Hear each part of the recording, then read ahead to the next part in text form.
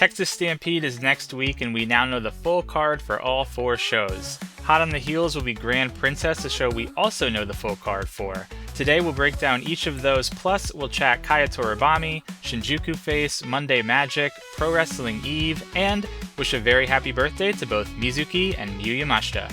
All that and more coming up on the Tokyo Joshi Pod. Stay tuned.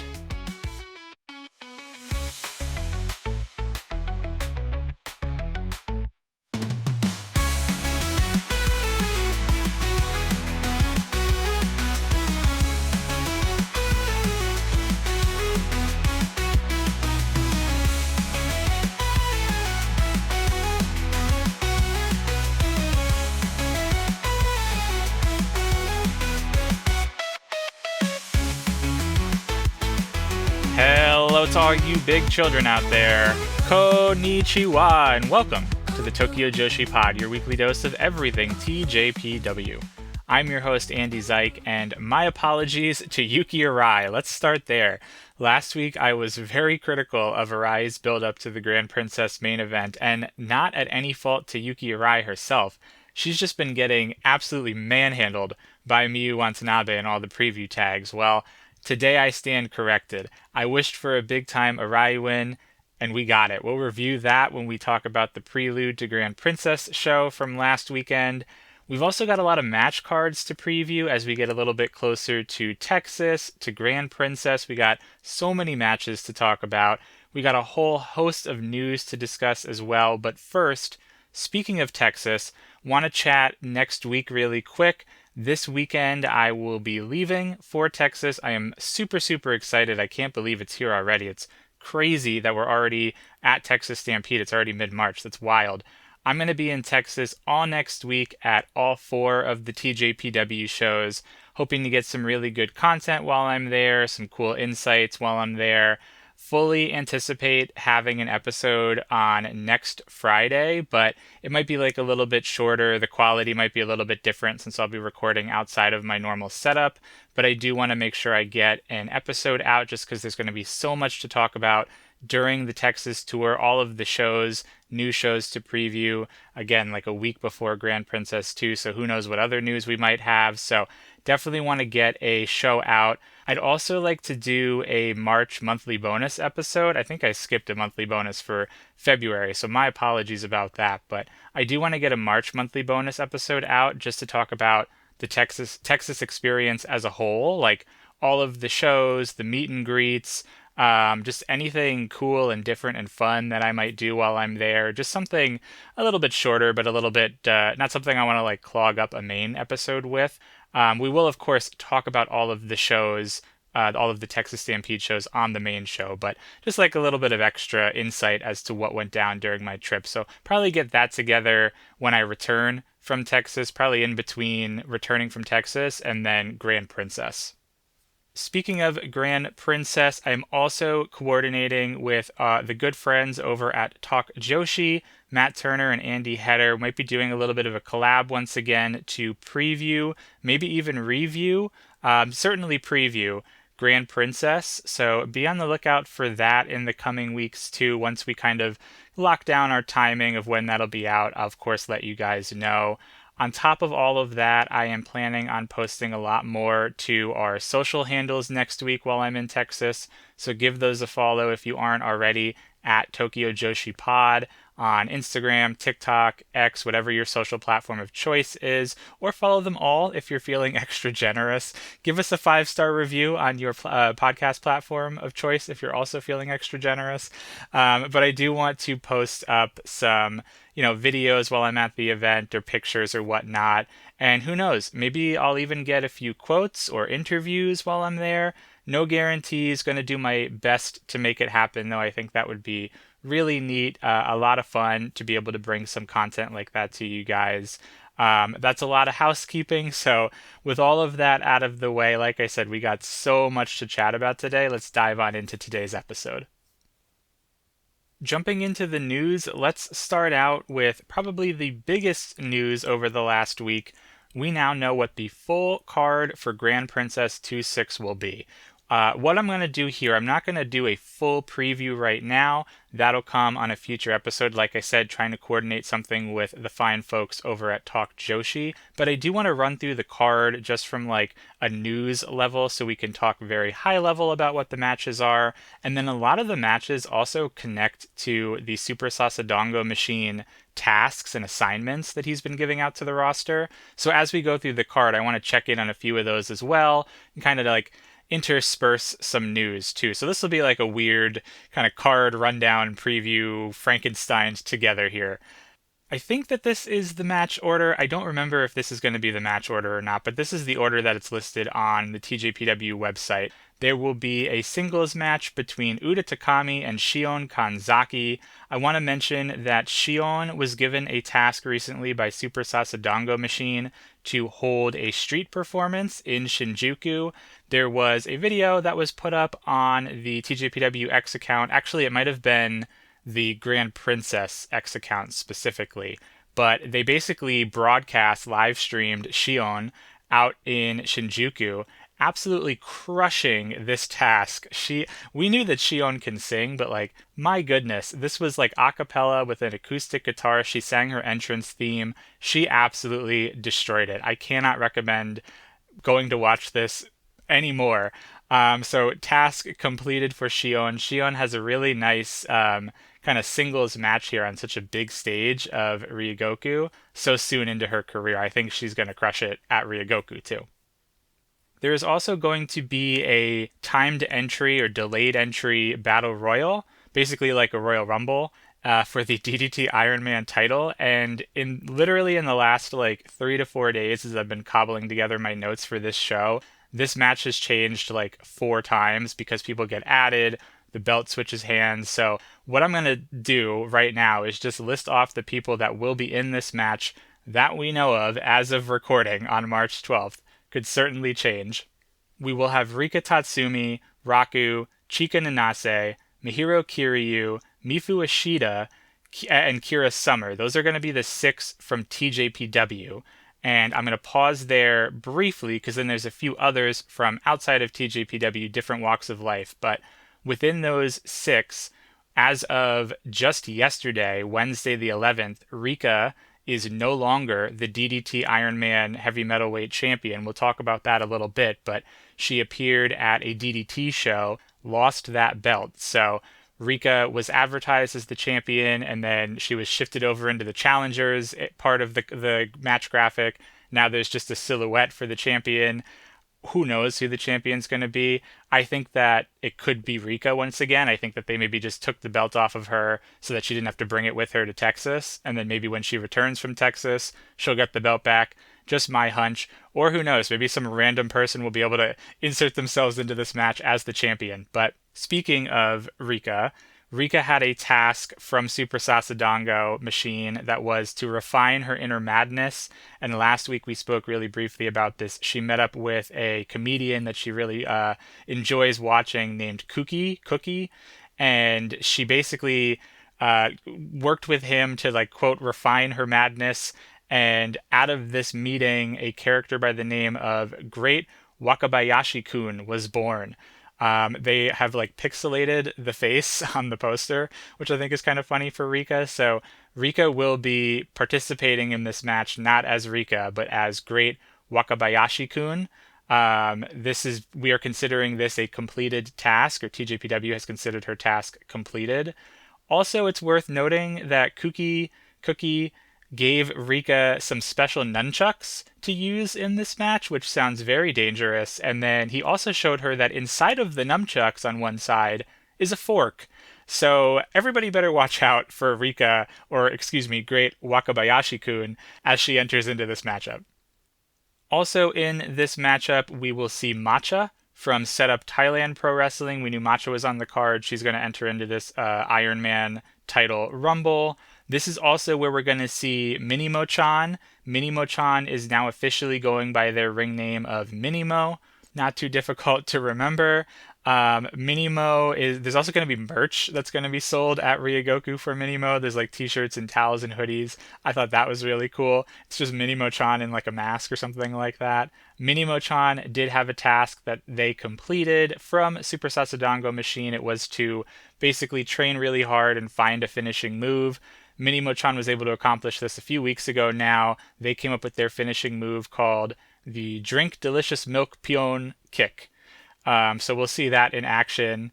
We also have a competitor, a brand new competitor entering this match by the name of Momosato. Momosato is a new idol from the idol group Harajuku Gakuen. She's only 15 years old. This completes Sanshiro Takagi's task of scouting one new idol. So he found Momosato. We'll talk a little bit about her in a moment because there was a segment on the Prelude show that we're reviewing this week where Momo was introduced. So we'll go into a little bit more detail, but know that Momosato is Sanshiro Takagi's newly scouted idol who will be participating in this Iron Man Rumble. There is also a mysterious new competitor by the name of Sakura Hattori. And Sakura Hattori is technically, there is some sort of a relation here to Kaya Toribami, but park that thought because we're going to talk about that in just a second as its own separate news item. And then last, but maybe not last, knowing how this match has changed so much in the course of just a few days, we will see Sumire Uesaka join this match. Sumire Uesaka is a famous voice actress in Japan. I believe she's done voice work for video games and anime and film and television, like you name it. She's also a singer as well. And the connection here for Sumire will tie this all the way back to Shion's task. When Shion was in Shinjuku performing, Sumire happened to be in attendance and basically attacked Tetsuya Koda. Koda was also there in support of Shion. Sumire attacked Koda with a saber, and like she was really kicking his butt. Shion had to like pull her off of him. But basically what was happening is that Sumire is a former DDT Iron Man champion from who knows what number champion she was in the lineage, but Sumire, a former Iron Man champion, demanded entry into Grand Princess and into this Iron Man Rumble as a former Iron Man champion. We have also spoken a little bit about Tetsuya Koda's task from Super Sasadango Machine, which was to find a big-name guest, someone who is capable of selling out Ryogoku Kokugikan all on their own to make their pro wrestling debut. Well, wouldn't you know it, Sumire has in the past done a musical tour called Sumire Uesaka's Solo Sumo 2016 Psychedelic Tour. So all the way back in 2016, Sumire had a music tour, and guess what one of the stops was on her tour? Ryogoku Kokugikan. So here is someone who is very, very popular outside of pro wrestling, has never made an official pro wrestling debut, even though they've been an Iron Man champion, who has sold out Sumo Hall all on their own. Tetsuya Koda lucked his way into completing this task. He did get abused on the way, so maybe it wasn't as easy for him, but we're going to consider Tetsuya Koda's task completed as Sumire Uesaka enters into this Iron Man Rumble. That one's a crazy one. I don't know how we're going to preview that when the time comes, but that Iron Man Rumble is really coming together in the most chaotic way possible. Also on the Grand Princess card, a tag team contest. The Bumping Gritters will reunite and take on Ren, Kanatsu, and Toga. Shino Suzuki also has a task from Super Sasadango Machine to beat 3 social media influencers in rock, paper, scissors. Currently, she's only beaten 2, so that task is ongoing. There's also a 6-person tag team contest. The Tojo Tokusatsu Club, Haru, Yuki Aino, and Shoko Nakajima are going to be going up against Pom Paler and Aja Kong. Remember that they will also have 3 Super Sentai heroes in their corner as well. That all came about because the Tojo Tokusatsu Club completed their task, which was to complete the, quote, Fireball return training, and they were able to do that in the last couple of weeks. We also have a special singles contest. Mizuki will go one-on-one with Andreza Giant Panda. Mizuki was recently given a task as well from Super Sasadango Machine to find a new legendary weapon to fight the panda. If you remember, this match came about because Andreza stole the head off of Mizuki's Pico Pico hammer. There's also a special tag team contest. Miu Yamashita will team with Arisu Endo to take on Sari and Lei Ying Lee. So a couple of outsiders teaming up here. Miu Yamashita has also been given a task from Sasadongo to take on intensive idol training. So that's really interesting. We'll have to see how that one shakes out. Both the Miu and the Mizuki tasks are still works in progress. And then towards the top of the card, matches that we've known about for quite some time now, the special tag team contest with Yuka Sakazaki and Konosuke Takeshita taking on Hyper Misao and Super Sasadongo Machine himself. The International Princess title will be on the line, Mirai defending against Suzume. The Princess Tag titles are on the line, Uber Eats going to defend against The Inspiration. I do want to mention that there was a couple of brief articles. Uber Eats has been doing some news and some interviews and whatnot. There was a brief article in Nikon Sports where both members of Uber Eats gave some comments. Wakana said she's very excited to wrestle at Ryogoku, where she first watched TJPW way back before she was a wrestler herself. She said that she wants to take down the globally popular Inspiration to become more globally recognized themselves as a team, Uber Eats. Something else I thought was pretty interesting from this is that Kamiyu discussed her 3 to 4 years that she spent in the USA where she was bullied. And I knew that she was bullied, but she went into quite a bit of detail that people would like throw pennies at her, they would steal her stuff, they would call her names like sushi, or they'd say like really terrible things like you smell like soy sauce, just like really messed up stuff to say to somebody. Very racist as well. Kamiyu says that she has not forgotten this. She actually wants to hold a revenge match at some point in Ohio. So independent bookers that are booking out of Ohio, get on that. Get Kamiyu into your state wrestling for you. She also said that these experiences make her want to take down these like popular white kid types. Think like, blonde cheerleaders, football jocks, like that sort of thing. And she is reminded of those stereotypes within the Inspiration. So I thought this was kind of like a cool little build to this match, given that we have a foreign team and a domestic team in Japan with Uber Eats. It's harder to kind of put together a press conference, put together preview tags, although we are technically going to get one in Texas. But I thought this was a creative way to kind of build towards this matchup a little bit. And of course, the main event will be the first time singles meeting between Miu Watanabe, who is defending her Princess of Princess title against Yuki Arai. I also want to mention that Miu Watanabe gave a brief interview to friends of the show, Talk Joshi. It was a written interview, but both Andy and Matt did a terrific job kind of talking through her answers and dissecting them. And it's a great interview. I don't want to spoil any of what she said. I would just highly encourage you to head on over to the Talk Joshi feed in your podcast app of choice and listen to the Miu Watanabe interview. It's really, really a good one. And last but not least, don't forget that we are getting new title belts unveiled at this Grand Princess show. The new designs were actually shared by TJPW on their X accounts this week. They're also going to be displayed in the lobby of the show at Ryogoku. So I think they look pretty slick. They're definitely an upgrade in my opinion. They're definitely different looking. So check out that image over on social media. Now, I mentioned Kaya Toribami. I definitely want to spend a minute here and talk about what the heck is going on with Kaya Toribami. There was a video posted to the TJPW YouTube channel where Kaya had decided to venture up to Mie Prefecture, and she was basically in the middle of nowhere. I'm not too up to date on my Japanese geography, but wherever she was in Mie, it was very much like the countryside. Kaya ventured all the way out here basically to do some extra training. She said that she really likes ninjas, and so much so that she was recently dreaming about ninjas, and it's always been a goal of hers to train at a ninja dojo. So she went all the way out to Mie to meet up with a gentleman by the name of Genichi Mitsuhashi, who is apparently the first person to get a degree in ninja studies. So Kaya goes up in this video, Kaya goes up to Mie, trains with Mitsuhashi. He eventually encourages her to visit a shrine that is a Bishamonten shrine, which Bishamonten is like a guardian deity that is associated with like protection, warriors, victory in battle, that sort of thing. So Kaya goes up to this shrine, and as she's walking around, the cameraman that is with her says, "Oh my gosh, I completely forgot something in the van. I'm going to leave my camera here. Kaya, keep an eye on it. I'll be right back." So the cameraman leaves her, and as Kaya's walking around, she also has her phone, like a selfie stick going too. she finds an Oni mask. An Oni mask is, I'm sure you've seen it in a lot of like Japanese theater or Japanese folklore. It is a mask that represents like demons or curses, or it can be like a symbol of possession, transformation. That's some of what was popping up in my research. Kaya picks up the mask and immediately like starts convulsing, which is where all of the footage ends.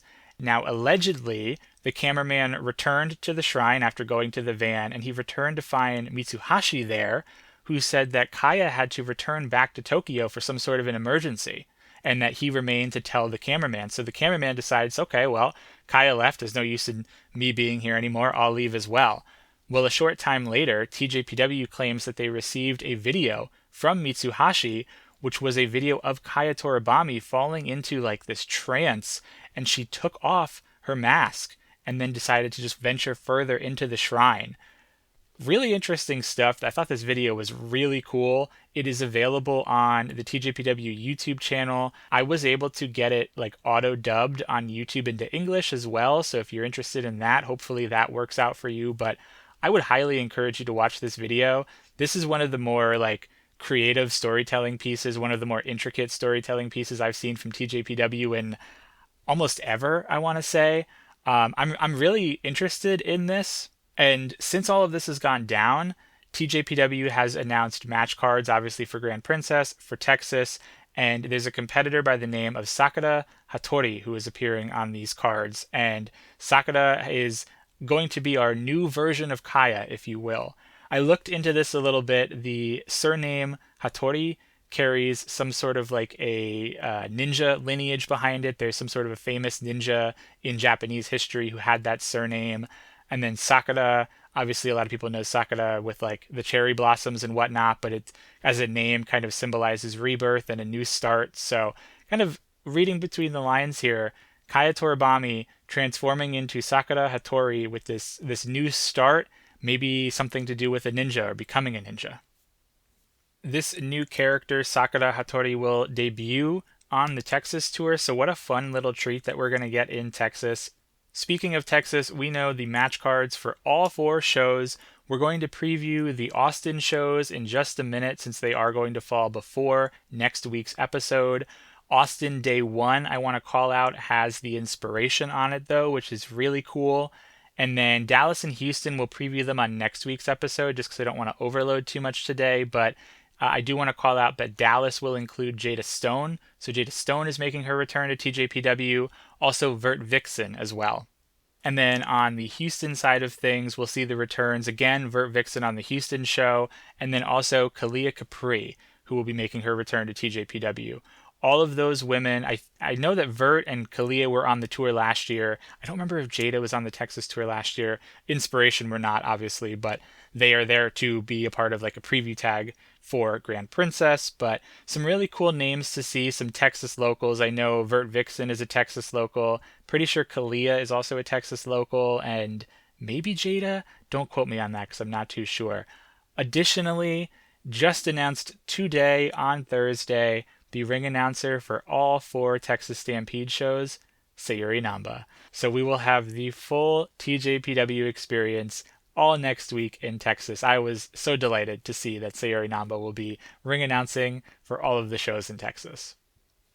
Shifting gears into a little bit more sad news, it was reported on earlier this week and then eventually it was confirmed that Shinjuku FACE, the legendary wrestling venue in Japan, is going to be closing down at the end of September of this year, 2026. I think September 30th is the day specifically.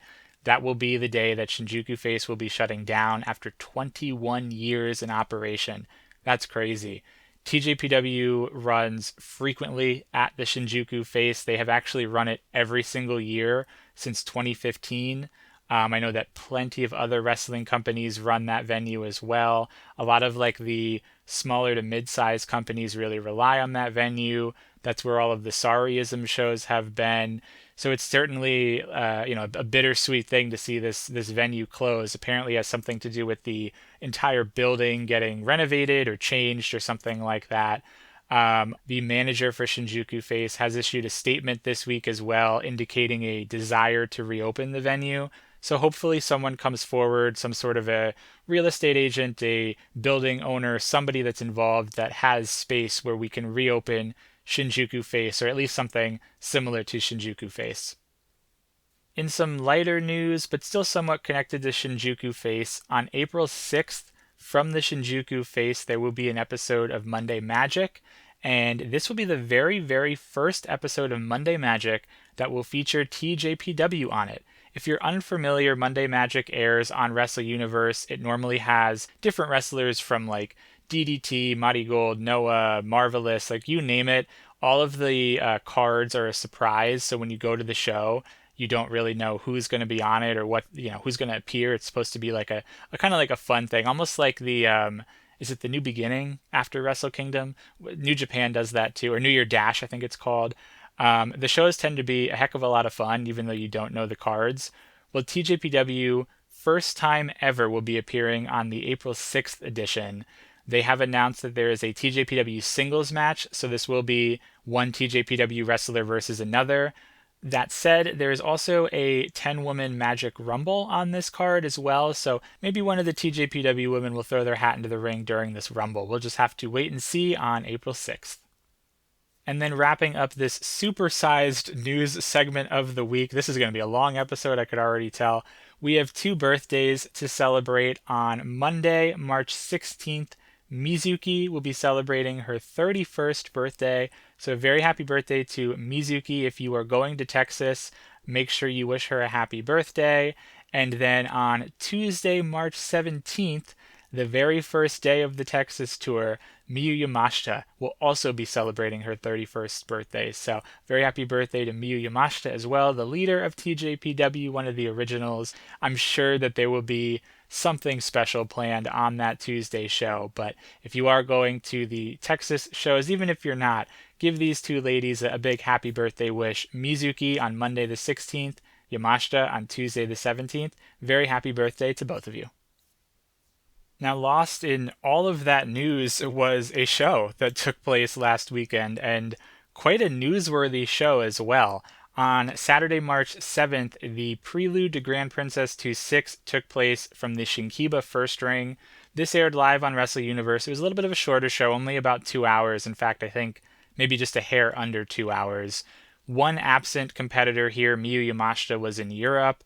Heck of a tour for Miu Yamashita in Europe. We're going to talk about that in a little bit. TJPW drew 284 to the Shinkiba First Ring, which they have deemed a sellout. The last time TJPW was here was just back in November of 2025, where they held one of their inspiration events. That was the one with Yu's return to TJPW, where they drew 247, so a slight increase from the last time they were here. We open up with Rise Shirai giving the opening remarks and the house rules, and then this was where we heard from Sanshiro Takagi, who introduced Momo Sato from the Harajuku Gakuen Idol Group. Momo is only 15 years old. She is the 15-year-old younger sister of DDT's Daichi Sato. So if you're familiar with DDT and Daichi Sato, this is his younger sister. This is the idol that Sanshiro has scouted, and Momo will, as we know, will be participating in that Iron Man Heavy Metalweight Championship Rumble at Grand Princess. Heck of a match to get thrown into in your debut as an idol, let alone such a young idol. They both gave some comments afterwards, but I think one of the most intriguing ones was that Momo said that Daichi puts her in wrestling holds like the camel clutch, so she feels that she is more than prepared based on her older brother bullying her throughout the years by locking her into wrestling moves. I thought that was kind of funny. The Up Up Girls rounded out the opening segment singing Momentary Idol Memorial. It's been a minute since we heard that one, so it's nice that they're kind of reaching back into the catalog and pulling out some of the older songs. We kick off with a singles match. Kaya Toribami took on Shion Kanzaki. This was a fun little singles match. The two of them traded offense quite a bit. I tend to say this every week, but Shion is so much better than she has any right to be so soon into her career. She is so good for someone that's been doing this for just a handful of months. That being said, Shion was not successful here. She did ultimately tap out to the birdcage in 7 minutes and 15 seconds. After this match, Toribami took the microphone and announced to the crowd that she has, quote, found what she should be doing. That is in reference to the YouTube video, her kind of excursion up to Mie and the ninja training. She has announced that the next show this upcoming weekend on the 15th of March is her last show wrestling as Kaya Toribami, and then going forward she will wrestle as Sakura Hattori. And as we know, Sakura Hattori, the first appearance will be on the Texas tour. So very, very exciting stuff to look forward to in Texas. Next up was a three-way match. Rika Tatsumi took on Mihiro Kiryu and Ren Kanatsu. Ren very unfortunately found her way sandwiched in between this one. After making her entrance, Mihiro decided to hide in the entryway, and she rolls up Rika as Rika's coming out making her entrance. The referee out of position, though. He was in the ring, so we only get a 2 count here. Rika ends up choking out Mihiro and then just continues on with her entrance as if nothing happened. Ren and Rika start the match without Mihiro, who is just passed out on the middle of the entry ramp. Mihiro eventually finds her way back to ringside. She trips Ren up, but Rika just kicks her back out of the ring. Then Mihiro trips up Rika instead, finds her way into the match. Rika ends up dragging Mihiro outside of the ring yet again, chokes her yet again, and then Rika goes back in the ring, starts working over on Ren's leg, looking to eventually lock in that figure 4. Mihiro is able to squeeze her way back in one more time. She squares off with Ren briefly and then somehow finds herself put into a double sleeper hold from both Ren and Rika. Mihiro can't catch a break in this match. Everyone trades roll-ups. Mihiro goes for her double knees off the corner onto Ren, but Rika pulls Ren out of the way. Mihiro misses the double knees. Rika immediately slaps on a White Dragon sleeper. We've seen that happen one too many times for Mihiro. Ren is there to break it up. She goes for the Ares Comet. She is able to connect with the Ares Comet to Mihiro, but Rika is right there to hit Ren with a twist of fate and win the match in 7 minutes and 55 seconds. Fun little three-way. Ren certainly held her own. Mihiro definitely took the most of the beating in this match, unfortunately. Rika was the Iron Man champion at the time of this match, so she does retain the title in this contest. Next up, we saw a tag match. Daisy Monkey reunited to take on the team of Mifu Ishida and Hyper Misao. Misao started off by saying that she wants to take on Daisy Monkey alone, but she requested Mifu's cheering support just in the event that she gets into trouble. Obviously, she's outmatched pretty quickly, and Mifu has to come in and shake her pom-poms, which she then shoves into Suzume's face. That allows Misao to spray both members of Daisy Monkey with their cold spray, and that puts the end to the very short-lived handicap match that we got here. Daisy Monkey quickly find their way back in control of the contest. Arisu then shakes the pom-poms in Misao's face and just chucks them at her. Mifu is able to dodge a drop kick and tags Misao in, who has a nice little back and forth with Suzume. Arisu then comes in to battle Misao for a little bit, then Mifu comes back in to battle with Arisu. Arisu manages to get a camel clutch in on Mifu Ishida, but Ishida just kind of like bends her way backwards into a roll-up. I thought that was really cool. Never seen that before. Mifu is able to get a submission of her own locked in, but it is countered right back into the camel clutch. Things break down a little bit here. Suzume is able to handle Misao, allowing Arisu to hit the Juno Okite at 9 minutes and 5 seconds for the Daisy Monkey victory. Following this, we had another tag contest. Uber Eats took on the team of Chika Nanase and Kira Summer. Uber Eats started well in control of this, beating up on both Chika and Kira.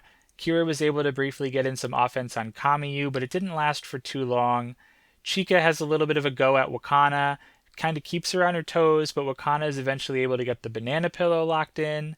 Kira comes in to break that up, suffers a double team attack from Uber Eats because of it, and then Wakana locks in the banana pillow for a second time to Chika, gets the submission victory at 9 minutes and 40 seconds. I thought this match went by a lot quicker than 9 minutes and 40 seconds, especially considering Uber Eats it was almost like an extended squash match. Uber Eats was in control for the vast majority of it, picking up a win on their road to Grand Princess, but good match overall. In our semi-final, the Tojo Tokusatsu Club teamed up to take on the team of Raku, Pom Harajuku, and Mizuki. Technically, this is a preview tag for that upcoming Super Sentai match because Pom is on the team that will be taking on the Tojo Tokusatsu Club. For this one, the Tokusatsu Club, I'm just going to call them the club just to make it easier. The club entered to some sort of Super Sentai theme song, And right from the rip, as they're giving their pose, all three of them are quickly rolled up for a triple pinfall in 6 seconds. So Raku, Palm, and Mizuki win the match in 6 seconds. Shoko immediately grabs the microphone and basically calls them cowards for attacking during the opening call. She asks them to fight with honor, and Mizuki gave a very brief response. She thought about it for a moment and then said, "Okay," and they all ran back into the ring again, and we got a do-over. The Tokusatsu Club was able to hit their pose one final time. Palm, though, log rolls her way into all three of them, nearly gets a triple fall again, but that only gets her some chastising from the club, and then they start putting the boots to Palm. The club goes to combine in the corner. Palm shin kicks each and every one of them, though, before they can attempt that combination. Palm's team then tries to combine on their own, with Mizuki standing up on the legs of Raku and Palm, but she misses a double stomp, and then all three of them just start crying because they are very, very upset. You can tell what type of a match this is going to be. All of that, though, is just for show, though, as Palm, Raku, and Mizuki then all take turns attacking Haru for a little bit of time, who is somehow, Haru is able to kind of swing the tide back once Mizuki gets in there with her. Yuki Aino tags in and single-handedly eliminates Raku and Palm to square off one-on-one with Mizuki for a very short time. Raku and Shoko then tag back in and take one guess who gets the better of the Raku and Shoko exchange. That's right, it is Raku. Surprise! Palm comes in for a little bit of a prolonged stretch with Shoko as well. Things break down momentarily. Shoko is able to hit a 619 and then quickly a Northern Lights suplex onto Palm for only a 2 because Palm is able to quickly roll through into a pin of her own. The club then attempt another group maneuver, but they all end up colliding with one another, allowing Palm to hit the Palm to Justice and pin Shoko Nakajima in 10 minutes and 54 seconds. You heard me right. Palm Harajuku picked up a pinfall victory over the big kaiju herself, Shoko Nakajima. Afterwards, Shoko was just beside herself. Raku and Mizuki, though, overjoyed for their tag team partner. Backstage, Palm says that she was thrilled that she won, and she said the team of her and Max and Aja are going to be unstoppable come Grand Princess. Shoko gave some comments as well. She admitted that the excitement of sharing the stage with the Super Sentai heroes has made her team overconfident, and that they will certainly need to practice much, much more before Grand Princess. Crazy, shocking, surprising win. Was not expecting that to happen, especially after that fake 6-second roll up to start the contest. So huge, huge win for Palm Harajuku.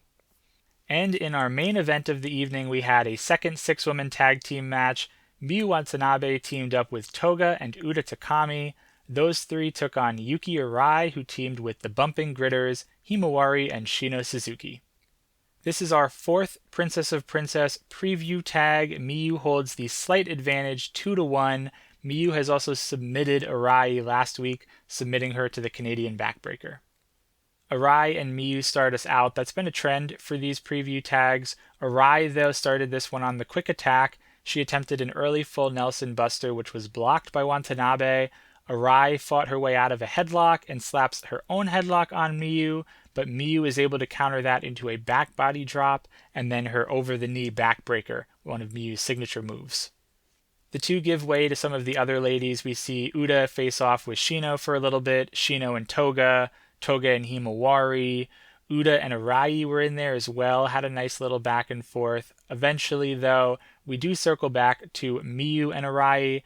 Miu hits a stinger splash in the corner and then a shoulder tackle. She goes for the giant swing, but Arai stuffs it twice. Miu then decides to just lift her into a power slam, one-handed, mind you, and then she locks in the Canadian backbreaker. Shino jumps in the ring to break up the backbreaker, similar to last week, and then things really just start breaking down. All of the other ladies jump in the ring, start attacking one another. Once that chaos kind of subsides, Watanabe continues working the back of Arai. She slugs her with a huge batting hammer for only a 2 count. Miu then just sticks the knee right into the back of Arai, not letting her get up. It was such a jerk move, but what a heel tendency from Watanabe. It was definitely a different side of her character than we are used to seeing. She was really punishing Arai. Here's where things get interesting. Miu goes for a second batting hammer and Arai just collapses in front of her. Miu tries to go for another Canadian backbreaker, but Arai just starts fending it off ever so slightly, ever so weakly. She fires herself up. She hits a few big boots to Miu's face and then a running boot that just absolutely turns Miu inside out. Arai then hits a full Nelson Buster. She locks in the Scorpion Deathlock for the very first time on Watanabe, and you could see it on Watanabe's face. It definitely didn't tickle. That did not feel great. And after a little bit of a struggle, Miu Watanabe weakly taps out to the Scorpion Deathlock in 14 minutes and 7 seconds. Afterwards, Miu is in tears and she's in shock.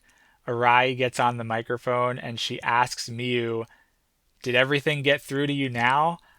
What a question. Oh, that gave me goosebumps when she said that.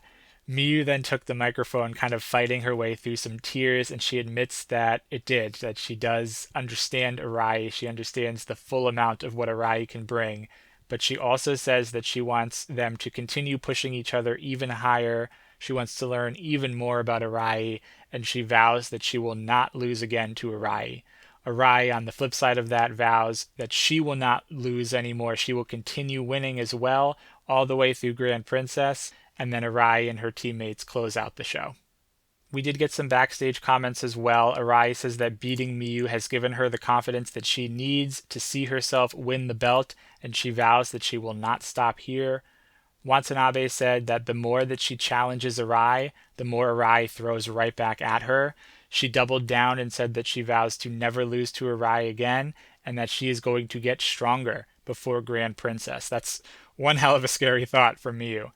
She also mentioned that the Scorpion Deathlock contained the full force of Arai's energy, and she really felt it. Overall, heck of a main event. This is exactly what Arai needed. Actually, probably a little bit more so with that submission victory. I was pushing for her to get a pinfall victory over Miu. This certainly brought them right back to neck and neck. Obviously, they are now tied in the preview tags, 2 wins apiece. But just in terms of positioning, headed into Grand Princess, this was exactly what Arai needed. I also think the rest of this show was pretty entertaining. Palm picked up that big upset win. Kaya was announcing her character change. None of the wrestling here was really bad. Very solid show on the road to Ryogoku and Grand Princess. Speaking of that road to Ryogoku, we have a show upcoming this weekend aptly titled Grand Princess 2-6 Fate in Ryogoku. On Sunday, March 15th, this show will take place from the Ryogoku KFC Hall. This one's going to be live on Wrestle Universe, albeit a little bit later than usual. It's going to stream on Saturday night for us here in the States, around 11:30 p.m. Eastern, 8:30 Pacific. No absences here on this show, which is always great to see, and we will have a 7-match card. Starting off with a tag contest, Shino Suzuki will tag with Uda Takami to take on Shion and Chika Nanase. This is technically a preview tag for Uda and Shion, who will have a singles contest at Grand Princess. We will also have a singles match. Himawari will take on Kaya Toribami. This is Kaya's final match wrestling as Kaya Toribami, so one you don't want to miss if you are a big Kaya Toribami fan. We will see a 4-way match, Rika Tatsumi versus Raku versus Mihiro Kiryu versus Mifu Ashita. Rika, remember now, no longer the Iron Man title holder. We will talk about how she lost that title in between the show from last weekend and this weekend in just a minute, but this will not be for the Iron Man title, assuming that Rika doesn't get her hands back on it, of course. But this is also technically like a preview tag for the Battle Royal coming up, because all 4 of these ladies are in that Iron Man title Battle Royal at Grand Princess. 2 additional singles matches on this show. Kira Summer will take on Hyper Misao, and then Palm Harajuku will take on Mizuki. That's going to be an interesting one. Another tag contest will see Miyu Yamashita and Arisu Endo team together to take on Ren Kanatsu and Toga. Both of those teams, they're not facing each other at Grand Princess, but both of them are teaming together at Grand Princess, so like a little bit of a warm-up to team together. And then in the main event, an 8-woman tag contest. Not often that we see that.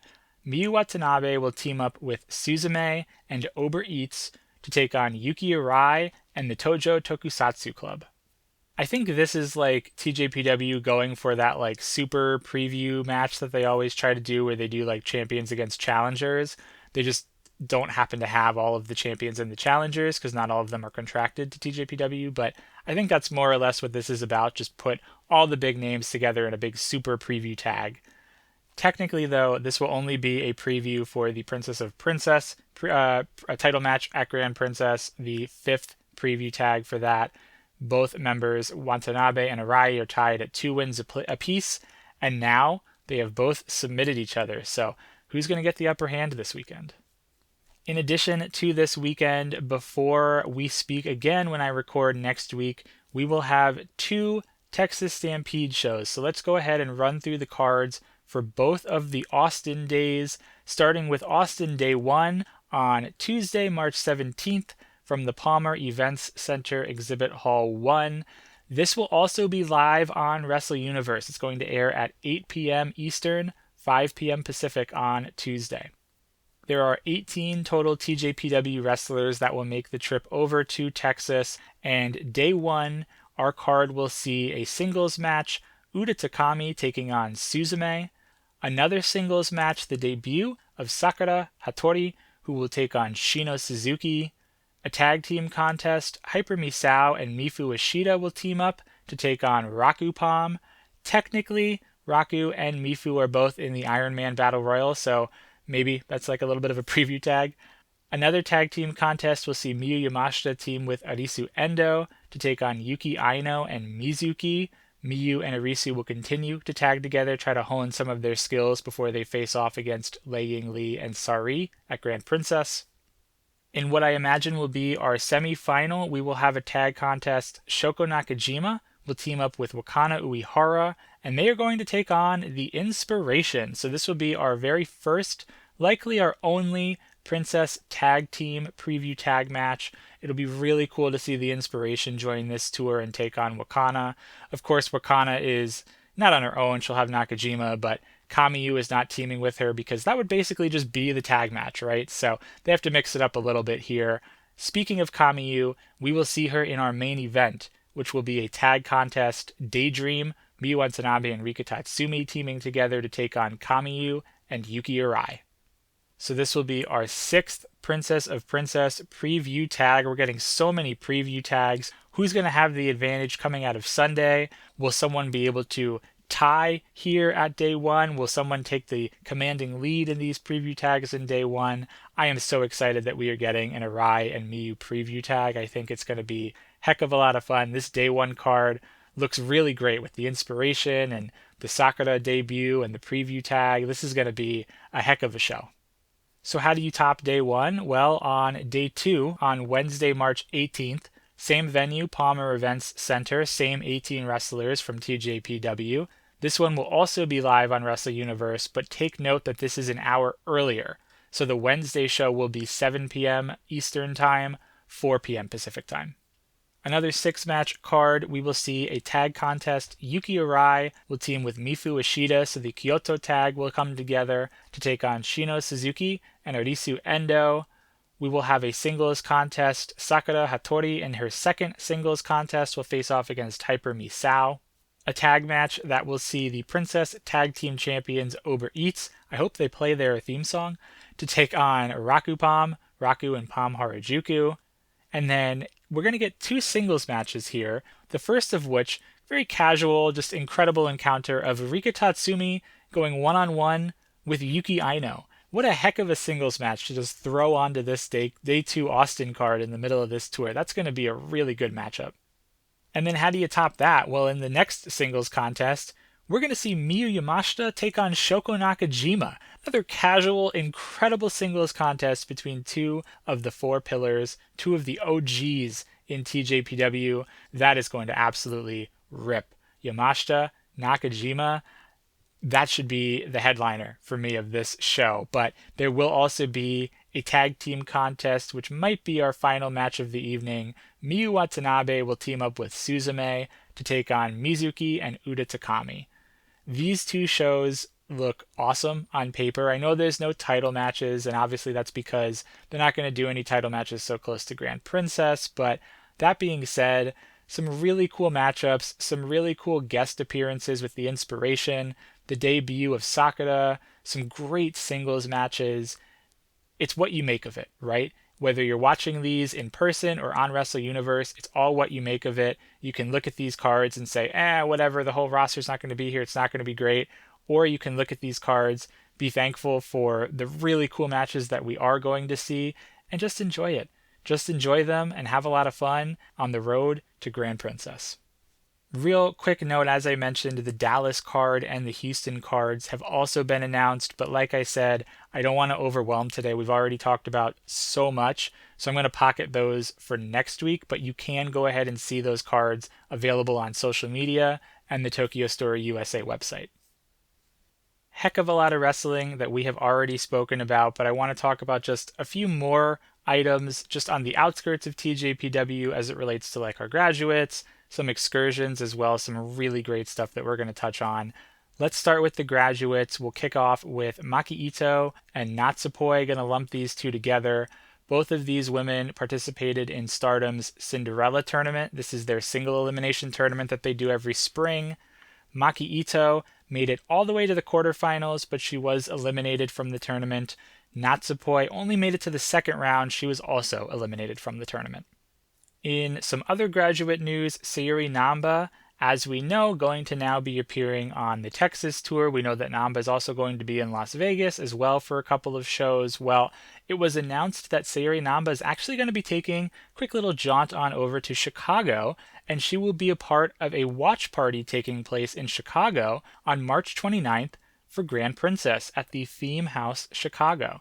Surprising announcement, but really cool. I think this is a really awesome way for Namba to stay involved with TJPW beyond ring announcing, and what a really neat thing. If you want to go check out Grand Princess with a lot of like-minded fans and you live in the Midwest in the Chicago area, why not do it with Sayuri Namba? I also quickly want to mention our old friend Nao Kakuta. Now, as we know, has a YouTube channel. She's been doing a whole lot of interviews on there with different talent from Stardom, freelancers, and whatnot. She just put up a video with Yappy, who has also wrestled in TJPW, so check that one out on her YouTube channel. And then I want to mention Mirai as well. Of course, Mirai, TJPW graduate, also our current International Princess Champion. Mirai, in addition to being the IP champion, is also the JTO Girls Champion, and she successfully defended her JTO Girls Championship against Big Haruka on March 6th. So Mirai is out there making waves in a whole number of promotions, let alone her new home promotion of Michinoku Pro. And then I mentioned Excursions. This was a busy weekend for Excursions. Miyu Yamashita took a quick little trip on over to Europe. On Friday, March 6th, she wrestled in Pro Wrestling Eve. She actually wrestled on Friday and Sunday in Pro Wrestling Eve. Let's start with the Friday match on the 6th on the show that was called Women Behaving Badly. Heck of a show from top to bottom. Highly recommend you go and watch this entire show. But specifically, check out this singles match that Yamashita had against Jamie Hayter of AEW. This was a first-time meeting between these two people, and it was said on commentary they haven't even met in a tag team match before. This was truly the first time that these two were locking up. They started out slowly and then started wrestling their way out into the crowd, which was interesting to see the crowd kind of getting involved. These two whooped each other's butts, like in the ring, out of the ring. What they were doing felt very stiff, almost like a shoot fight in a way. They went the full 20 minutes and they went to a time limit draw in 20 minutes. Exceptional fight. At the behest of the crowd, they were granted 5 more minutes, and then they drew again after 5 minutes.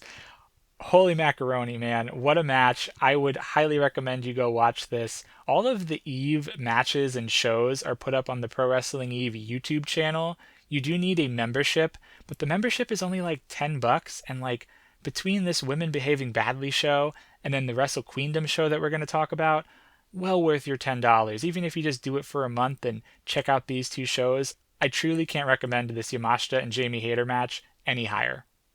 Before we get to the Wrestle Queendom show on Sunday, Yamashita had a quick little trip over to Spain on Saturday the 7th, where she wrestled in RCW on a show called Hell Girls Deluxe. She main evented against Nightshade. Another really intense performance from Yamashita. She certainly had her work cut out for her here against much larger competitor in Nightshade.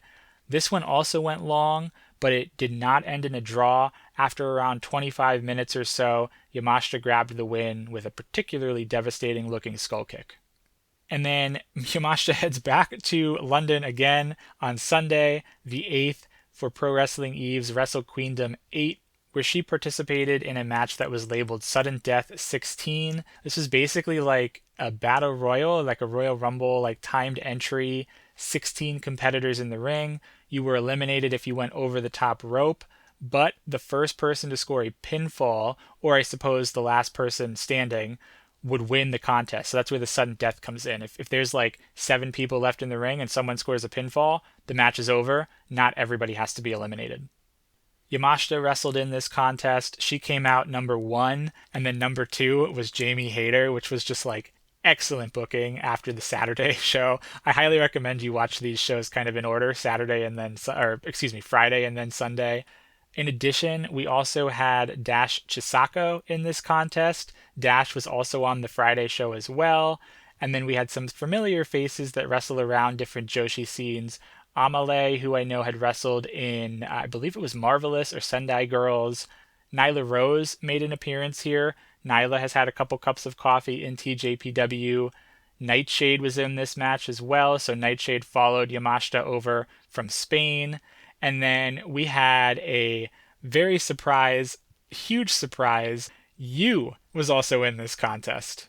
So like I mentioned, Yamashita and Hayter started this out. This was just like a continuation of their epic match from Friday.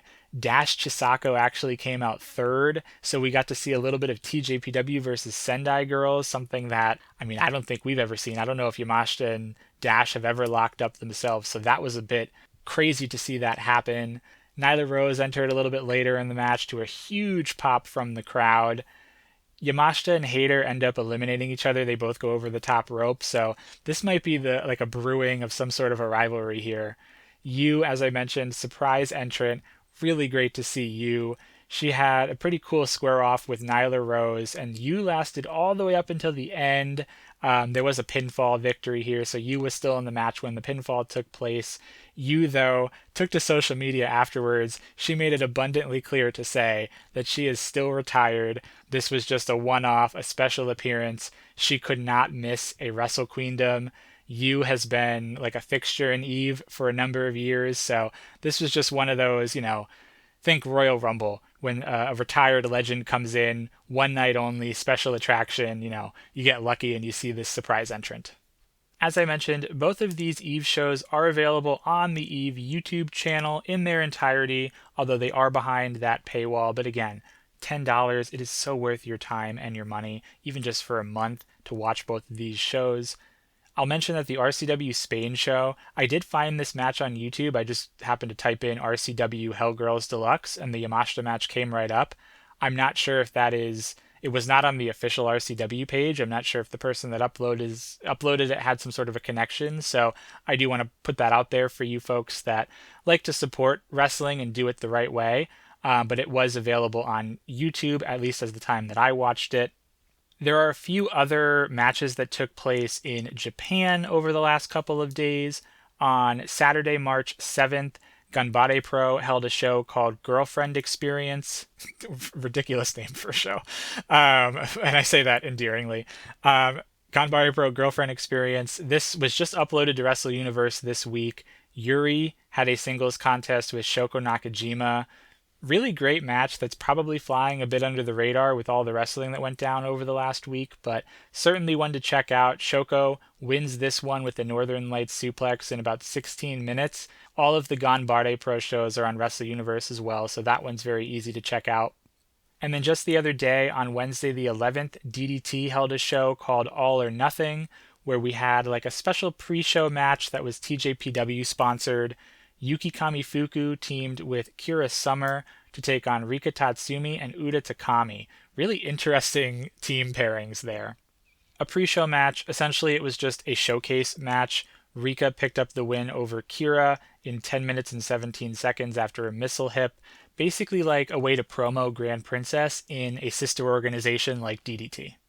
Since it was a pre-show match, the audience was still kind of filing their way in, but the members that were seated were pretty loud for it, and I will note that this is the first of a few of these showcase matches that are going to be happening in DDT over the next week or so. This show is also newsworthy because this is where Rika lost her Iron Man title. After this match was over, Antonio Honda ran his way into the ring and basically rolled her up, won the Iron Man title off of Rika, and then he actually lost it later in the show to the DDT general manager, I think. I don't know his name off the top of my head, but I believe he's the general manager. So as of me recording, the current Iron Man champion is this DDT general manager. Maybe he'll join the Iron Man Rumble at Grand Princess, but like I said earlier, I think that this is this was intentional to make sure that Rika doesn't have to carry the Iron Man title with her all the way to Texas. I highly suspect that she will win it back, maybe even before Grand Princess 2-6. And then looking ahead a little bit, also this weekend on Saturday the 14th, I just found out about this. Shoko Nakajima is going to be wrestling on a Choco Pro show. Choco Pro puts all of their shows up on YouTube, not on Wrestle Universe, on YouTube, and she's going to have a singles contest against Hiyori Yawada, so check that one out. And then just some others that we've been keeping our eyes on. The following weekend, Sunday the 22nd, while TJPW is in Texas, there will be 6 women who were left behind. I know that sounds kind of mean, but the ones that are staying behind in Japan will also wrestle on a DDT show, the 29th anniversary show. Himawari, Haru, and Chika are going to team together to take on Toga, Ren, and Shion. And then looking to Vegas, we've had the same few matches that we're keeping our eyes on. Wednesday, April 15th, Pandemonium Pros, Whatever Forever. Namba's the ring announcer. Alexis Lee has been announced for that show. A couple of matches are getting announced by Pandemonium, so we'll keep our eyes peeled for what Alexis Lee is going to be doing. That same day, Toga is on the Pottermania show. Toga teams with Jazzy Wang, the daughter of Jimmy Wang Yang, to take on Amira and Lil Mars. Lil Mars is also on the Eve shows as well, so if you want to check out what Lil Mars is all about, that's a great way to do it. And then 2 on Friday that week, the 17th of April, GCW's Bloodsport will see Miu Yamashita participating. They are also starting to announce some matches, so I'm going to keep my eyes peeled for Yamashita's opponent. And then also that same day, Pride Style Pro Wrestling's Out of This World. Miu Watanabe has a singles match against Tania. And then we're also getting a word about some WrestleCon appearances. Yamashita's at WrestleCon, Misao's at WrestleCon, Yuki Aino is going to be at WrestleCon. That, of course, is in addition to the TJPW Live in Vegas show, which will have a meet and greet afterwards. And then there's a special meet and greet, I believe, on Friday morning. That is, no tickets required, not attached to any show, but there will be another TJPW meet and greet as well. So a whole lot to look forward to in Vegas, in Japan.